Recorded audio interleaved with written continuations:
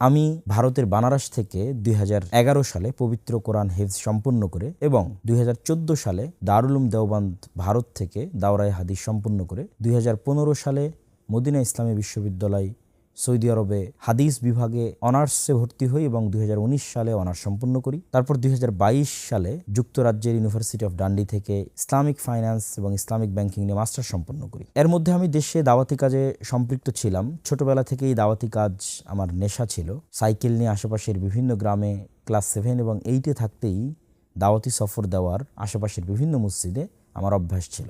আজকে যেখানে আল জামিয়া সালাফিয়া ডাঙ্গিপাড়া পবা রাজশাহী গড়ে উঠেছে, এই গ্রামের মসজিদও আমি বহুবার সাইকেল নিয়ে দাওয়াতি কাজ করতে এসেছি। তারই ধারাবাহিকতায় মদিনা ইসলামী বিশ্ববিদ্যালয় থেকে অনার্স শেষ করে এসে 2020 সালের 25শে ফেব্রুয়ারি আমি প্রথম এই দাওয়া ইলাল্লাহর ভিত্তিপ্রস্তর স্থাপনের লক্ষ্যে মসজিদ ভিত্তিক দাওয়াতি সফর শুরু করি।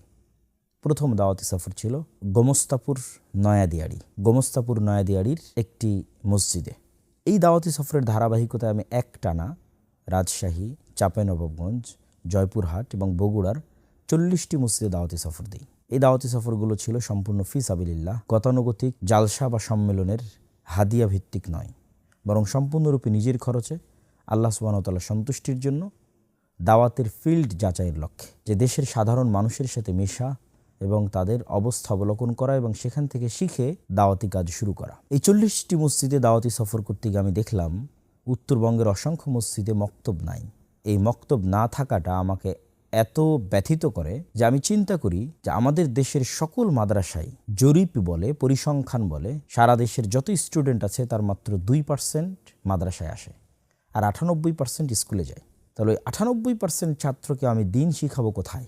শতভাগ মুসলমানের সন্তানকে আমি দিন শিখাবো কোথায়? মসজিদই একমাত্র সেই রাস্তা যেখানে শতভাগ মুসলমানের সন্তানকে দিন শেখানো সম্ভব, যদি মসজিদকে শিক্ষা কেন্দ্রে পরিণত করা যায়। এমনও মসজিদ আমি সফর করেছি যেই মসজিদে টাইলস আছে, এসি আছে, কিন্তু কোরআন শিক্ষার ব্যবস্থা নেই।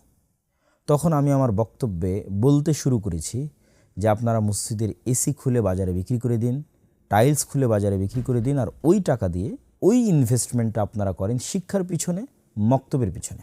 আলহামদুলিল্লাহ, এই দাওয়াত নিয়ে আমি আরও 2 শতাধিক মসজিদ সফর করি এবং ইন টোটাল প্রায় 300 মসজিদে ফি সাবিলিল্লাহ সফরের মাধ্যমে আমাদের এই মক্তব কার্যক্রমের যাত্রা শুরু হয়।